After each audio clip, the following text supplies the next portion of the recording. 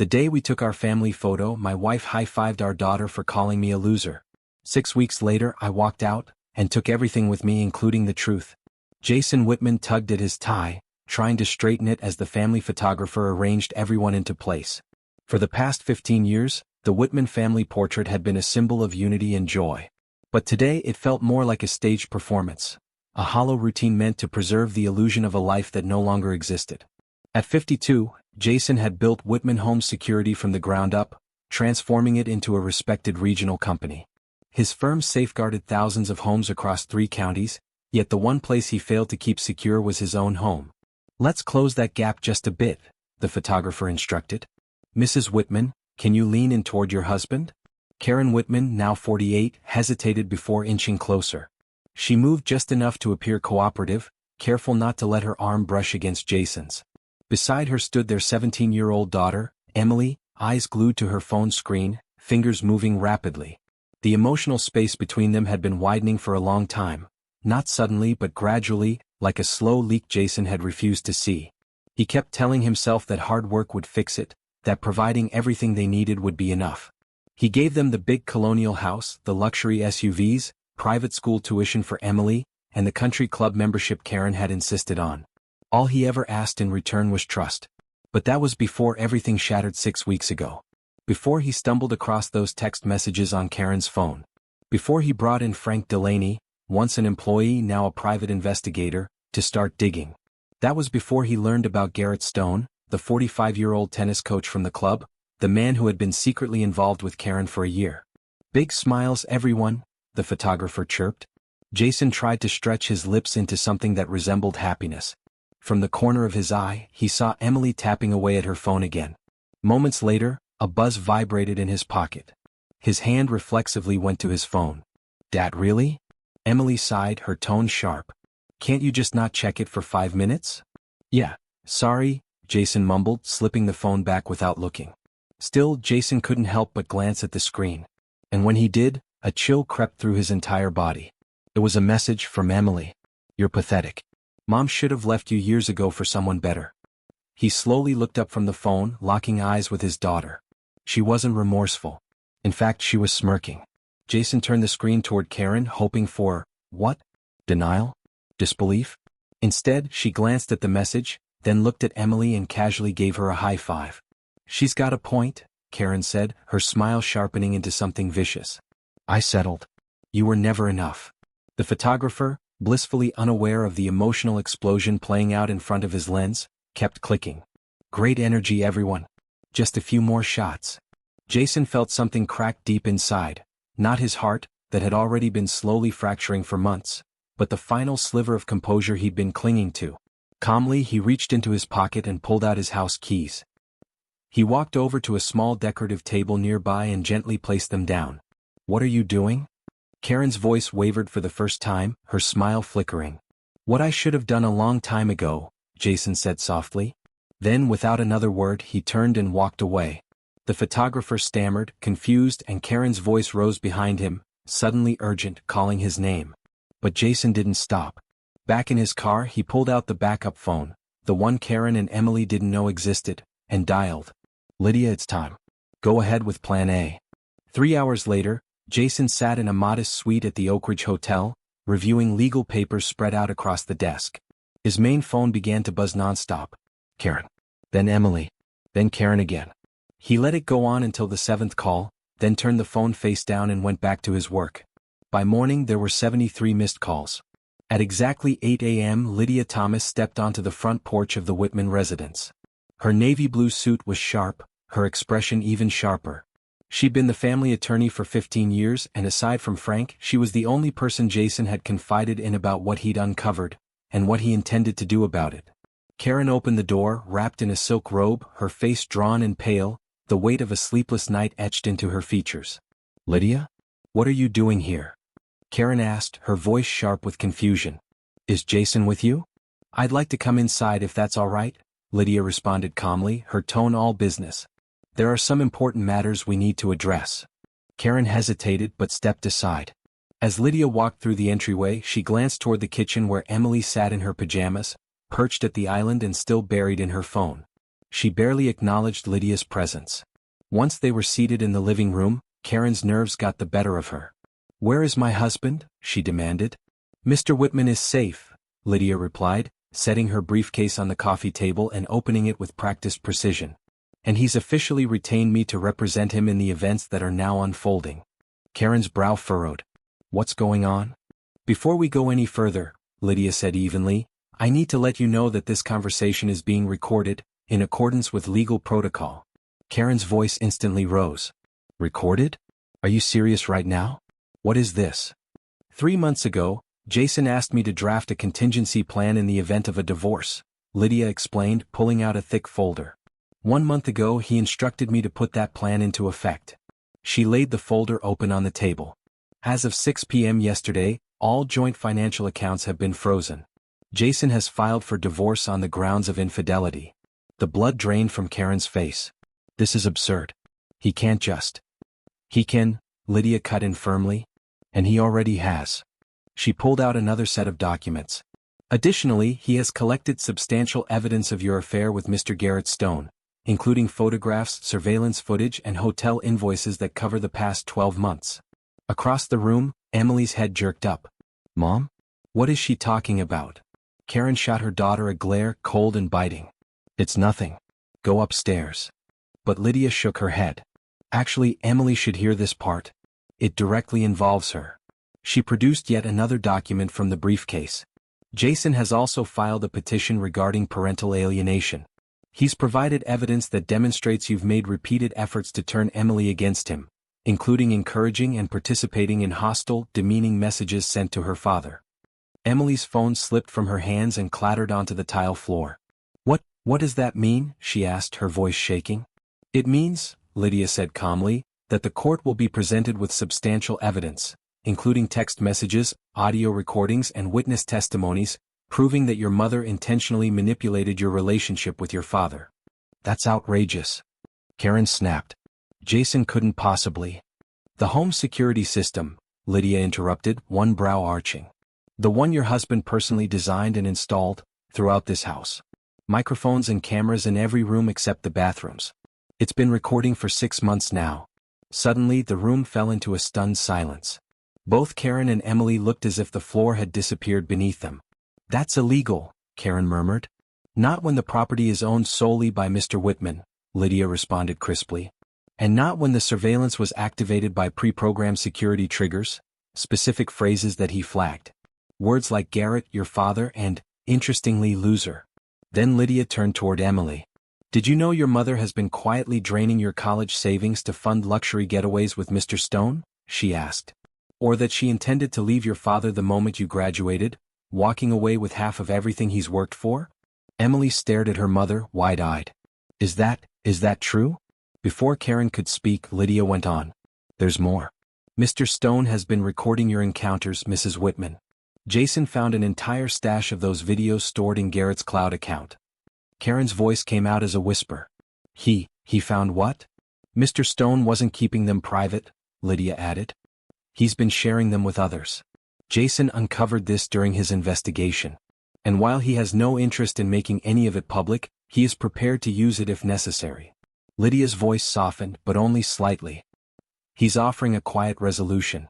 But only if you cooperate, fully, with his conditions." As Lydia laid out the terms of the divorce, her voice remained cool and composed. Karen would walk away with a modest settlement, enough to land on her feet, but no alimony. The house would be sold, and Jason would retain full financial authority over Emily's expenses until she turned 21. Karen's expression twisted, cycling rapidly from disbelief to fury, and finally settling into a stunned silence. "This is blackmail," she spat. "No," Lydia replied without flinching. "This is what accountability looks like. And we haven't even gotten to Mr. Stone yet." Meanwhile, on the other side of town, Jason sat across from Garrett Stone in a quiet corner of a downtown cafe. The room was dimly lit, far from prying eyes and eavesdropping ears. "I don't get why you wanted to meet," Garrett said, his hands twitching nervously. "If this is about Karen?" "It's about the $850,000 you've siphoned from the country club over the last 3 years," Jason interrupted, his voice steady. Garrett's coffee cup rattled in its saucer. "What are you talking about?" The unauthorized charges to member accounts. Faked receipts for equipment that never existed. Wages paid out to employees who don't actually work there, Jason replied. He slid a thick folder across the table. I've served on the club's finance committee for half a decade. Karen didn't mention that to you, I'm guessing? Garrett glanced at the folder but didn't reach for it. This is a mistake, he said, his voice cracking. Is it? Jason asked, opening his laptop and turning it toward him. Here's footage from the club's office. That's you late at night accessing financial systems when no one else was around. Garrett stared blankly at the screen. And here, Jason continued, flipping to another tab, is the offshore account you've been quietly feeding, in the Cayman Islands. Funny how the deposits line up with the missing amounts to the dollar. All color drained from Garrett's face. What do you want from me? I want you gone, Jason said bluntly. Out of this state. Out of our lives. You don't speak to Karen again. You don't come near my daughter. You vanish, or this goes straight to law enforcement. Garrett's mouth opened, but all he managed was a whisper. You can't do this. I already have, Jason said flatly. Then after a pause, and the videos you took of Karen? Every copy. Gone. Wipe them. Or I promise you, they'll be the least of your problems. As Jason stepped out of the cafe and into the cool evening air, his phone rang. It was Frank. It's done, Frank said without preamble. Karen tried calling Garrett 16 times back to back.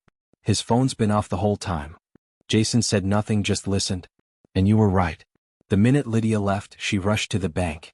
Found out the accounts were frozen just like you predicted. She even went to the safe deposit box, but it was already cleared out. Last week, just like you instructed. All the cash, emergency documents, the valuables? Jason asked. Secure and stored, Frank confirmed. Jason gave a small nod to himself. And Emily? Frank's voice lowered. She called her friend Natalie. Told her everything, said her mom had been lying for a long time. She's devastated, but she's starting to see things clearly. Jason exhaled. The house is hers. Make sure she knows that. We begin phase 2 tomorrow. 3 days went by. No calls, no messages from Jason. Karen's lawyer advised her to accept the divorce settlement. The terms were tough, humiliating even, but dragging it to court would mean airing every sordid detail in public. The affair, the lies, the stolen money. There was no winning that battle.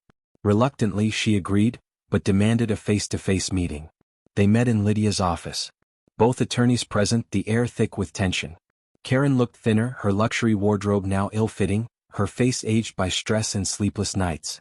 You made your point, she said bitterly. You win. This wasn't a competition, Jason replied. But yes, in the end I do. He slid a final document across the table. Sign this and we're done. Karen glanced at the paper, her expression tightening as she read. You want me to give up parental rights? No. Absolutely not. Heather's almost 18, Jason said calmly. In a few months she can make her own decisions anyway. This just formalizes what's already happened. You turned her against me, Karen accused. Manipulated her. A voice interrupted from the doorway. He didn't have to. They all turned.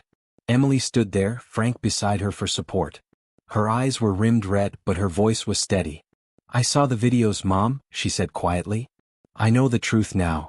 Emily's voice didn't waver as she continued. The videos of you and Garrett, laughing at Dad. Calling him clueless. Planning how you'd take his money like it was some kind of game. She swallowed hard, blinking fast. I also found the receipt for the withdrawal from my college account. The one you told me was being invested for my future? Karen's face went pale. You used it to rent a villa in Greece, Emily said, her voice cold. For you and Garrett. Emily, listen, you don't understand, Karen began, her voice cracking. No, Emily cut in. I understand perfectly now. She took a breath, her anger giving way to something deeper, more painful. Dad never once said anything bad about you. Not even when things got tense. But you? You spent years poisoning my view of him. You told me he was a failure, that he didn't love us, that his company mattered more than we did. Her voice broke. You made me hate him. And I did. I actually hated him. Jason hadn't known Emily would be there. That was Frank's doing, no doubt. But he stayed quiet, letting his daughter speak her truth. I'm staying with Dad, she said, her tone final. And when I turn 18, I don't want to see you again. Karen's hands trembled as she picked up the pen. Her signature dragged across the paper like it weighed 1,000 pounds. As Jason and Emily exited the office, his phone buzzed with a new message from an unknown number. "You've ruined my life. This isn't over." It was Garrett. Jason looked at the screen for a second, then gave a faint smile. "Actually, it is." That night, Jason and Emily sat on the couch in his modest new apartment, sharing Chinese takeout straight from the containers. The news blared softly in the background, but one headline caught their attention. Garrett Stone had been arrested for embezzlement.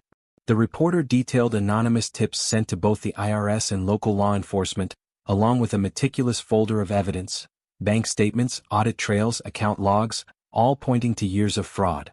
Emily looked at her dad. "Did you?" Jason shrugged. "Actions have consequences." 3 months later, Jason stood in the freshly renovated top floor of Whitman Security Solutions. Business was booming.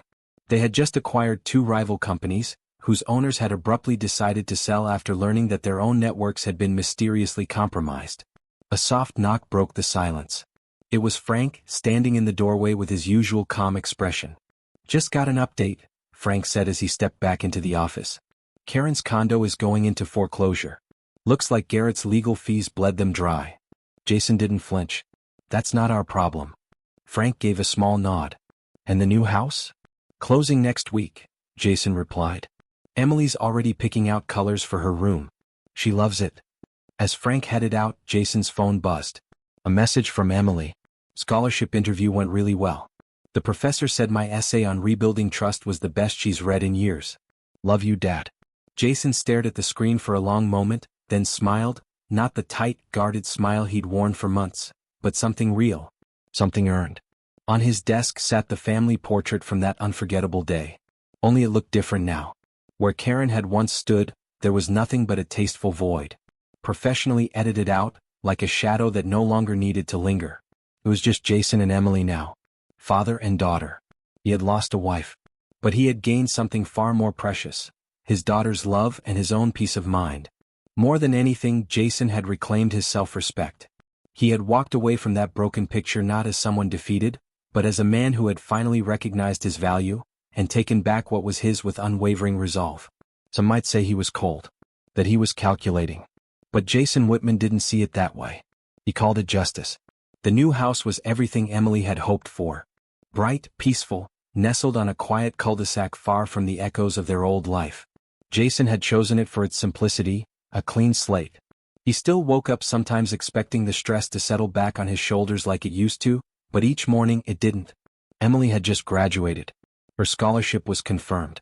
She was headed to a respected university in the fall, majoring in psychology, something she said would help her understand people like her mother, and maybe even herself. One evening as Jason sipped coffee on the back deck, Emily joined him, barefoot and wrapped in an oversized hoodie. "Do you ever miss her?" she asked quietly. Jason stared into his cup for a long moment. "I miss who I thought she was," he said. "But no, I don't miss the truth." Emily nodded slowly, wrapping her arms around her knees. "I still don't know how you stayed calm through all of it." Jason smiled faintly. "I wasn't always calm. I just waited. Planned. Sometimes survival looks like silence." There was a beat of silence between them. "She sent me a message," Emily added. "Yesterday. Said she wanted to talk. Said she was in a better place now." Jason's jaw tightened just slightly. "And what do you want?" Emily turned her face toward the sunset. "To move forward." Jason reached over and squeezed her hand. "Then that's exactly what we'll do. I'll swear." Karen sat alone in a tiny one-bedroom apartment outside the city, far from designer clothes and social events. Garrett was gone, sentenced to 8 years without parole. She tried to sell the few valuables she still had, but nothing could replace what she truly lost. Pride had cost her the one relationship that mattered. She opened her phone, scrolled through old photos. Family vacations. Christmas mornings. Jason's smile before it grew guarded. Emily's eyes before they learned to doubt her. She tapped out another message, one more apology, unsent. Then deleted it. Some bridges don't burn. They just disappear. Back at Whitman Security. Jason's company had grown larger than he'd ever envisioned. The 2 acquired firms had become integral parts of his network. His reputation, once quietly respected, was now known across the region. Thorough, discreet, and unflinching when it counted. One afternoon, Frank walked into his office holding a folder. "You'll want to see this," he said. Jason took it, flipping through photographs and reports. A new case. A familiar pattern. Infidelity, manipulation, hidden accounts. He sighed. Another one? Frank nodded. Wife of a local politician. Same old story. Jason set the folder down. Let's help her find the truth. Because while some men are broken by betrayal, others rebuild, stronger, wiser, and ready to help others do the same. Jason Whitman wasn't in the business of revenge. He was in the business of closure. Life had found its rhythm again. Emily was thriving in college, calling often, sharing her wins, her doubts, even little things like late-night study snacks. Jason, for the first time in years, felt like a man at peace. But peace doesn't always last. One crisp October morning, Frank walked into his office again, unannounced. He didn't have to say much. Jason could see it in his eyes. What is it? Jason asked, already feeling the storm cloud gather. Frank set down a single envelope. No words. Just wait. Jason opened it slowly. Inside was a photo. Blurry. Taken through glass. A woman seated in a restaurant booth, speaking with a man in a dark coat. Karen. The man she was meeting wasn't Garrett. He was older, sharper looking. And in the lower corner of the photo, partly visible on the table, was a folder. Jason recognized the letterhead. It was from the office of the district attorney. She's working with prosecutors? Jason asked, eyes narrowing. Frank nodded. Looks like she's trading statements for immunity in a few of Garrett's side dealings. But there's more. He handed Jason another photo, this one clearer. Karen, shaking hands with a man Jason recognized all too well. Brent Hadley, a former competitor in the security business, and not the honest kind. Brent had always hated Jason for outpacing him. They had history. Bitter history. Jason leaned back, his mind turning. So she's aligning herself with Hadley. Looks like it, Frank said. And from what I've gathered, they might be building a case. Against you. Jason didn't blink. For what? Frank shrugged. Whatever they can dig up. Or make up. Jason tapped the edge of the photo against the desk. Let them try. But deep down he knew, this wasn't just business anymore. This was personal. Later that week, Jason sat alone in his office after hours, the lights dimmed, the building quiet. He stared at the photo of Karen and Brent Hadley for a long time, tapping his pen absently against the edge of the desk. She wasn't just bitter. She was aligning herself with people who had everything to gain from Jason's downfall. Frank returned with more files, dropping them onto the desk with a dull thud. Got confirmation. They're trying to build a case of corporate misconduct, Frank said. Claiming you accessed Garrett's data illegally. Brent's hoping to twist it into a breach of privacy, maybe even corporate espionage. Jason leaned forward, eyes cold now. Using stolen data to protect my daughter isn't espionage. They don't care, Frank said flatly. They just want to smear you. Jason opened the folder. And Emily? She's fine. Still no contact from Karen. But if this gets loud, it'll reach her. Jason nodded slowly, letting the words settle. Then we make sure it doesn't get loud. 2 days later, Brent Hadley strolled into his downtown office, smug and sharp in his designer suit. But when he opened his door, he froze. Jason was already sitting behind his desk. You're in the wrong place, Whitman, Brent said, jaw tightening. Jason didn't move. This won't end the way you think it will. Brent shut the door behind him. You broke the law. No, Jason replied calmly. I protected my family. You, on the other hand, have been laundering client data through shell vendors for years. I wonder how your investors would feel about that. Brent's smirk faltered. Jason stood. Here's the difference between us. You use people. I protect mine. You bring my daughter into this, you bring Karen into this. I'll bury you. Not illegally. Not through threats. Through truth. He stepped closer. The kind that ruins reputations. Brent didn't respond. Jason walked out, leaving silence in his wake. That evening, Emily called, her voice lighter than it had been in months. Guess what? I'm applying for a fellowship abroad. Jason smiled. You always had wings. He didn't mention Karen. Not yet. But something told him the storm wasn't over. It had just changed shape. Jason was in the middle of reviewing an expansion proposal when Lydia called. She's filed a motion, Lydia said. Karen's requesting shared custody. Says she was manipulated into giving up her rights. Jason didn't speak for a moment. She claims emotional distress, pressure, undue influence, Lydia continued. She's got a new lawyer. One hired by Brent Hadley's firm. Jason's voice was quiet. She's trying to pull Emily back into this. I'll contest it immediately, Lydia said. But she's banking on the media sniffing around. You know what Brent's after. This isn't about custody, it's about leverage. Jason leaned back in his chair, eyes narrowing. Then we make sure the truth is louder. Later that night, Emily was back home for the weekend, curled up on the living room couch in one of her dad's old flannel shirts. Jason handed her a mug of hot tea. I need to tell you something, he said gently. Emily glanced up. Your mother's trying to reopen custody. The cup paused at her lips. Why now? She's working with someone who wants to damage me professionally. And you're the easiest weapon. Emily looked away, her jaw clenched. I'm not a weapon. I know. Silence stretched between them. I don't want to talk to her, Emily said quietly. Not until she tells the truth, not to a court but to me. Jason nodded. That's your decision. No pressure. Just know, whatever happens in court, you're not going back to her unless you choose it. Emily stood and hugged him. You were the only parent I ever really had. Cross town. Karen stood in front of a mirror in her lawyer's office. Her appearance was perfect, tailored, composed. But beneath the surface, desperation simmered. Make him sweat, she told her attorney. Make the press listen. Her lawyer nodded. We'll leak it just enough. Local businessman pressured ex-wife into signing away rights. That'll get traction. Karen smiled thinly. Let's see if Jason still walks so tall when the court of public opinion turns. Jason read the headline the next morning before Lydia even called. Security mogul accused of coercion in custody agreement. He closed the browser without finishing the article. He wasn't interested in noise. He was interested in truth. The courtroom was quiet, heavy with the kind of tension only personal wars create. Jason sat calmly beside Lydia, his posture straight, his expression unreadable. Across from him, Karen fidgeted with her bracelet, eyes darting toward Emily, who sat quietly behind her father, not beside her mother. The judge, an older woman with sharp eyes and no time for manipulation, reviewed the files. Mrs. Whitman, she began, you claim you were misled into relinquishing parental rights. Yet you provided full consent with legal representation present. What new evidence compels this challenge? Karen shifted in her seat. I was in a compromised state. Emotionally distressed. I wasn't thinking clearly. The judge leaned forward. And now you are? Karen hesitated. Lydia stood.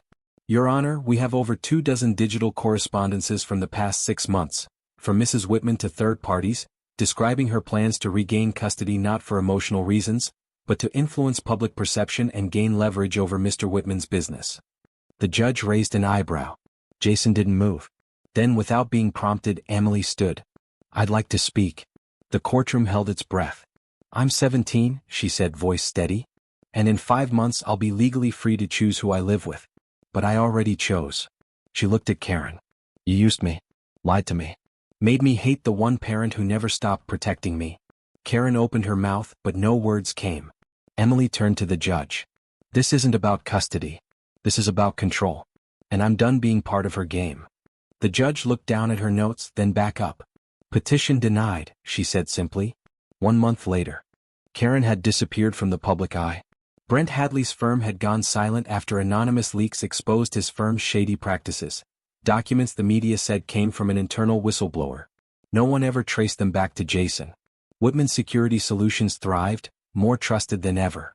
1 year later, graduation day.